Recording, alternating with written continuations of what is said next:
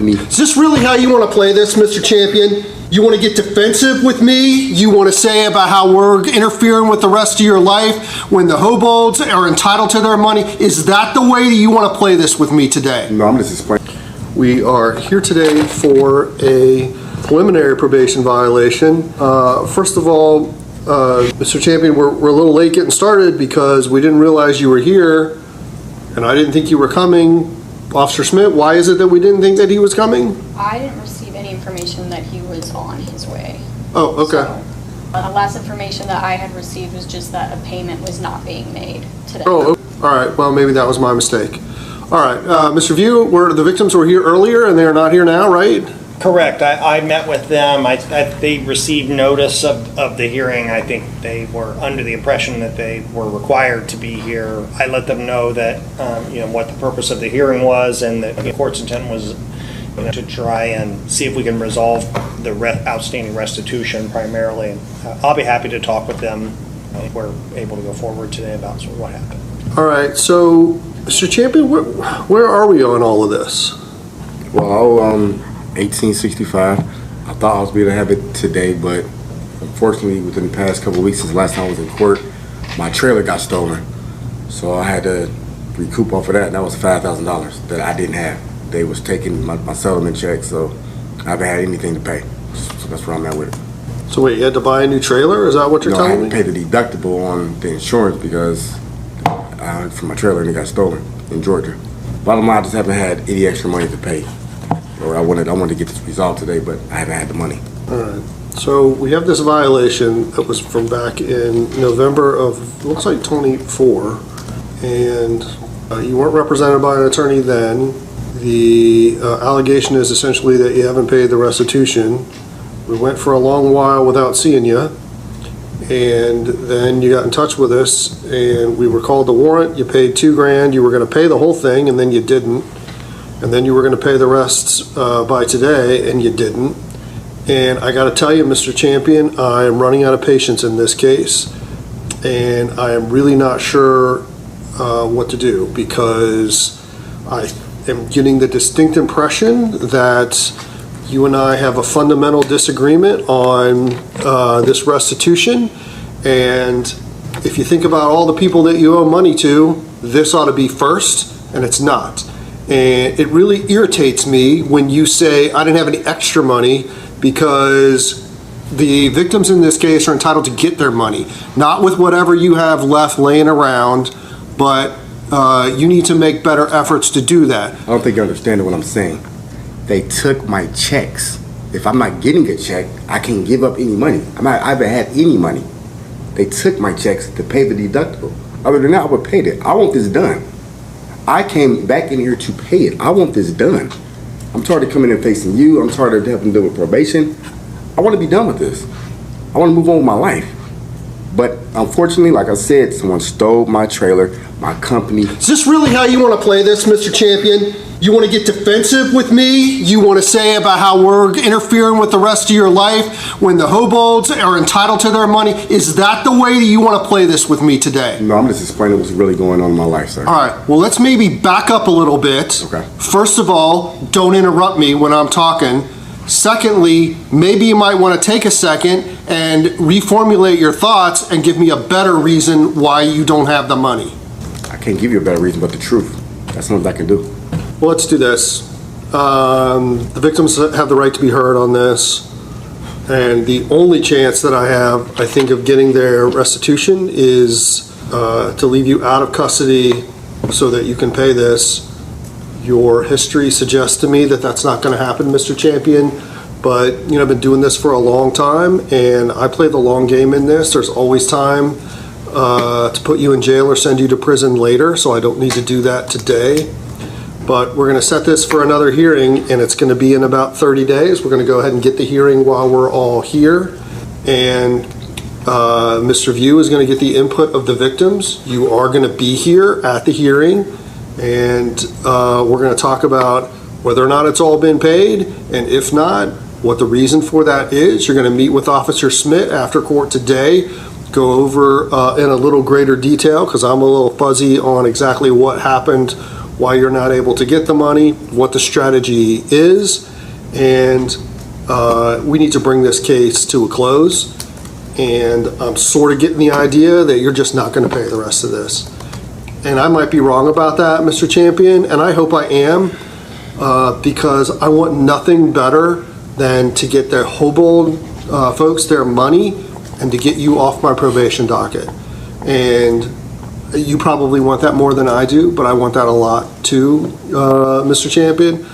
But we're going to keep going down this road until we get our money. I've put in my notes twice, both in January of 25 and October of 24, that it seems like I ought to send you to prison for this.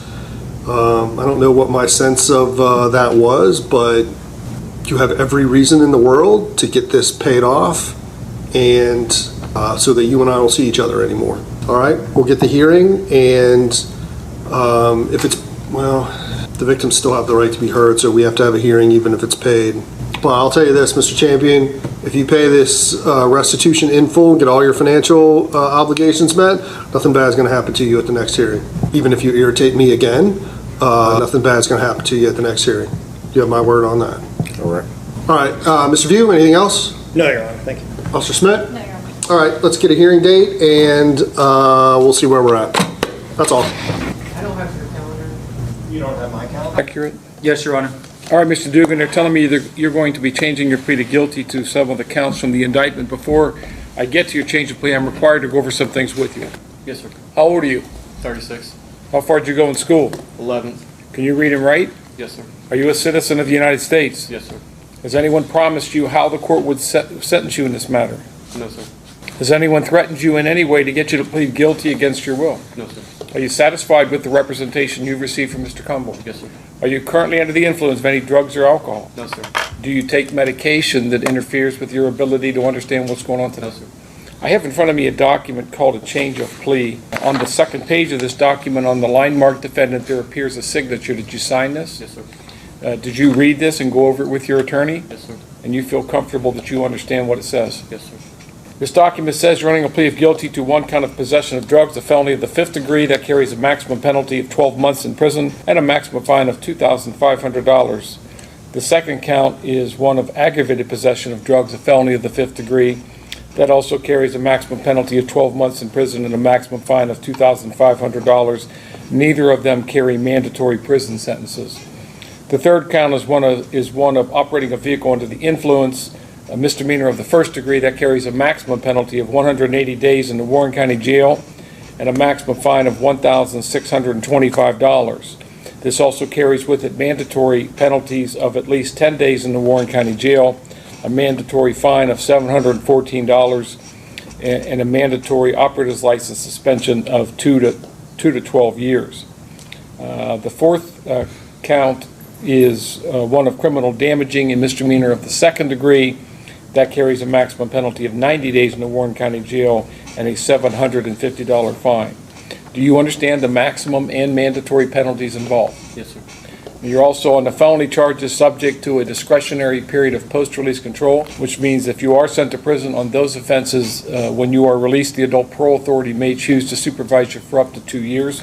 If you violate that supervision, you can be returned to prison for up to 1/2 of this court's original sentence. If your violation is that you commit another felony, you can be returned to prison for 1 year or the period that you have left on PRC, whichever is longer. That time would run consecutive to any additional prison time that you are sentenced to. Do you understand that? Yes, sir. But it's not mandatory that you're sent to prison at all. The court does have discretion to place you into community control, or what some refer to as probation. While on community control, you'll have rules you must follow as well. If you fail to follow those rules, the court has the authority to extend the term of your community control or to impose additional, more severe sanctions, which can include local jail time or prison. Do you understand that? Yes, Your Honor. Now, you are these charges, which means you cannot be sentenced or punished unless you plead guilty or you're found guilty following a trial. Do you understand that? Yes, Your Honor. You have the right to trial by jury. If you want, we will impanel a jury of 12 people and require the prosecutor to present sufficient evidence to convince each of the jurors of your guilt beyond a reasonable doubt, or the jury is required to find you not guilty. Their verdict must be unanimous. Do you understand that? Yes, Your Honor. At that trial, you have a right to see and hear all the evidence that the state has against you. with the help of your attorney, you have the right to confront and cross-examine each of the witnesses. Do you understand that? Yes, Your Honor. You have the right to call witnesses on your behalf and in your defense. If any of those witnesses are reluctant to come, the court can force them to come by way of subpoena. That's your right of compulsory process. Do you understand that? Yes, Your Honor. You have the right to remain silent at your trial. You cannot be forced to testify against yourself. The prosecutor is not permitted to call you as a witness. You can choose not to testify in your own defense. If you don't testify, that will not be used against you, and I will instruct the jury that they are not permitted to infer your guilt nor anything from your silence. Do you understand that? Yes, Your Honor. The burden of proof is on the prosecutor. At your trial, you're not required to call any witnesses nor present any defense, and if you do not, that will not be held against you. Do you understand that? Yes, Your Honor. The standard of proof is beyond a reasonable doubt. That standard applies to each of the essential elements of each charge from the indictment. Do you understand that? Yes, Your Honor. Now, you could also waive your right to a jury trial, but maintain all the other rights we've discussed. You could try your case to the court. I, too, would have to be convinced of your guilt beyond a reasonable doubt. It would be required to find you not guilty. Do you understand that? Yes, Your Honor. Do you believe you understand each of these rights we've discussed? Yes, I do. Do you understand that when you enter a plea of guilty, you'll be waiving all these rights? We will not have a trial. Yes. Is that what you Yes, want to sir. do? Okay. Your Honor, if this case would have proceeded, the state would have proven beyond a reasonable doubt that on or about November 10th, 2025, in Wayne Township, Warren County, Ohio, the defendant was found behind the wheel of a vehicle that had crashed into a utility pole. He was administered Narcan. He was the only occupant in the vehicle. He had multiple indicators of impairment. There was a bag on the driver's floorboard that tested positive for 0.42 grams of a fentanyl mixed with xylazine. Additionally, there were baggies found in the passenger area consistent with crystal meth that tested positive for methamphetamine in the weight of 0.91 grams. The defendant has a prior OVI out of Xenia Municipal Court from June of 2024. Boys, or anything on the facts? No, Your Honor. Mr. Dugan, did you hear the statement that she read? Yes, Your Honor. Do you admit that what she said is true? Yes, Your Honor. And again, you understand all the rights you're giving up when you enter a plea of guilty? Yes, Your Honor. What's your plea? Guilty. The court will make a finding that you've made a knowing, intelligent, and voluntary waiver of your constitutional rights. The court will accept your plea of guilty, and based upon the statement of facts in your plea, the court will make a finding of guilty. Mr. Dugan, I'm going to order a pre-sentence investigation. We'll come back in a few weeks and do sentencing at that time. Mr. Conboy, you wish to be heard on the issue of bond? Yes, Your Honor. My client was arrested and his bond was revoked on May 6th. He's been in jail for 20 days. While he's been in jail, him and his family has contacted Genesis to get drug treatment. Someone from Genesis is actually sitting in the courtroom today. Asked the court to allow him to be released so he can go start that program. Are you Ms. Lederman? And it's my understanding that he's been screened by Genesis and there's a bed available, correct? Yes, sir. All right, Mr. Is the state of a position? Your Honor, court consider a monitor if he goes to Genesis. It's not a locked facility. I know he has written to the court. He obviously got this set up.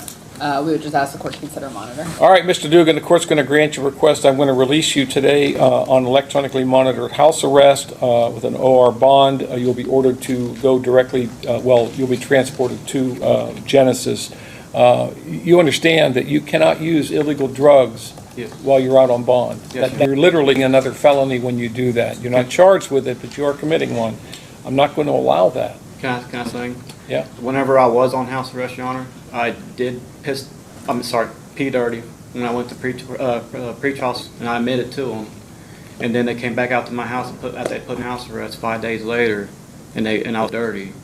Yeah, It wasn't- the methamphetamine stay in your system. Say, Understand. It just like THC, the metabolites stay in your system for a prolonged period of time. Yeah. It doesn't work that way. Okay, Yeah. so when you're saying, yeah, I tested dirty for Yeah. methamphetamines 5 or 6 days ago, I'd used it 5 I'm or not 6. trying to make an excuse or nothing. I'm just saying. But I'm just telling you the science doesn't back Yeah, up what I you're understand. saying. I understand. And that's why your bond was.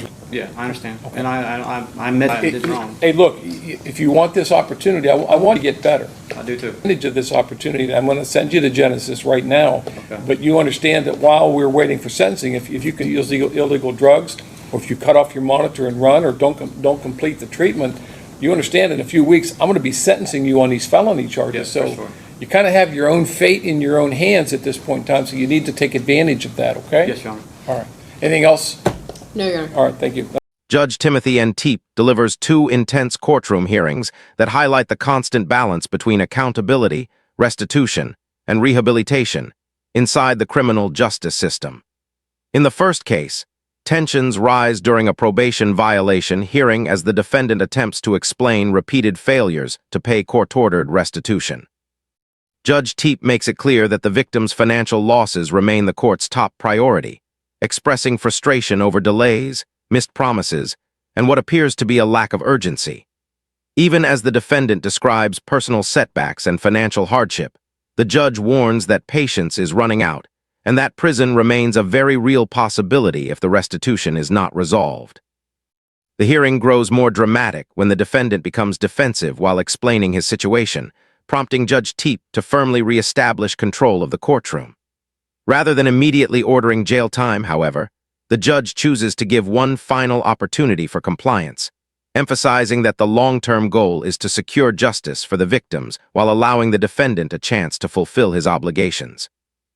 The exchange reveals how judges often weigh credibility, responsibility, and public trust when deciding whether someone deserves another chance. The second case shifts to a serious felony plea involving drug possession, impaired driving, and a crash tied to fentanyl and methamphetamine.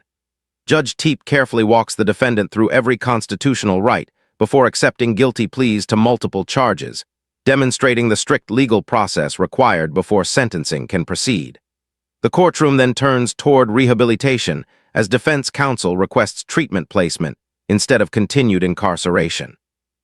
In a critical moment, Judge Tepe grants the defendant a temporary opportunity to enter a treatment program under electronic monitoring, while delivering a direct warning that any further drug use, violations, or attempts to avoid supervision could destroy that opportunity before sentencing. The hearing captures the difficult balance courts face between punishment and recovery, especially in cases involving addiction and public safety. Together, these hearings showcase Judge Timothy N. Tepe's firm but measured courtroom approach, combining sharp accountability with carefully controlled second chances in cases where the stakes could not be higher.